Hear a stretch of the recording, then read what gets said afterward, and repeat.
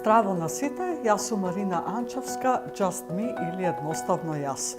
Ова предновогодишно видео е чисто онака за сите нас да видиме што направивме 2016 година и што ќе направиме подобро во 2017 година, да бидеме уште повеќе своји. Можеби е најубаво да се почне од љубовта, наедноставно. Колку си дадовме љубов на себе си, колку таа љубов ја поделивме со другите луѓе, и за мене ова е едно прекрасно новогодишно срце, символ на таа некоја љубов спрема самите себе, почнувајќи од себе и секако спрема сите луѓе и природата, целиот систем. Че ова срце е еден символ за нас. Што би сакала да проговориме во ова видео е за тоа како се движеше 2016 година, дали ги остваривте сите ваши цели или ви остана нешто за 1 јануари, па потоа ќе дојде нели стара нова година, па повторно нема да се оствари таа цел, па ќе почекаме нели Великден и така натаму. Со одложувањата сме некогаш можеби блиски пријатели. Меѓутоа, што е тоа што ќе го направиме во 2017 да биде поразлично од 2016? Еве да почнеме од автобусчето. Каде ќе вози вашиот автобус во 2017 година? Дали воопшто сте размислувале за тоа? Дали сте вие шоферот на вашиот автобус? Дали сте седнати до шоферот па му викате постојано на шоферот каде треба да вози? Дали сте некаде во средина на автобус, па од средината исто така се чудите каде вози автобусот, или па седите целосно назад, во позадина на автобусот и појма немате што се случува каде вози автобусот, кога треба да се симнете, да фатите нов автобус или било што. Дали сте шоферот на вашиот автобус? Еве, со ова видео ќе ве мотивирам да ставите дестинација на вашиот автобус за 2017, каде сакате да одите, каде сакате да се движите, што сакате да направите и да постигнете.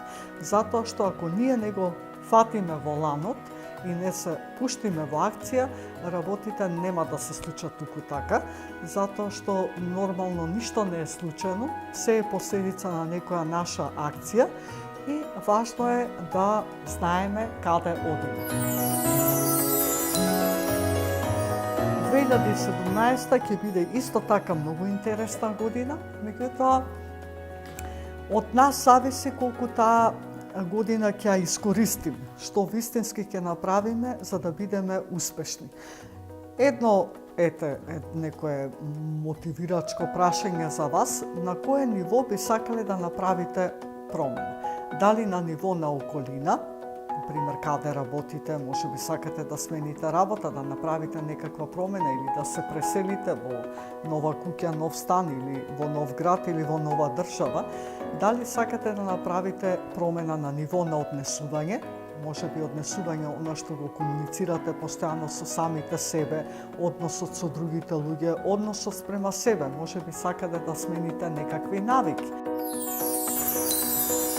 Јас тука имам секогаш, сега кај мене е наутро кога го снимаме ова видео, меѓутоа здравиот почеток на денот е секако некое однесување кое што е навика, која што сум ја креирала со текот на времето.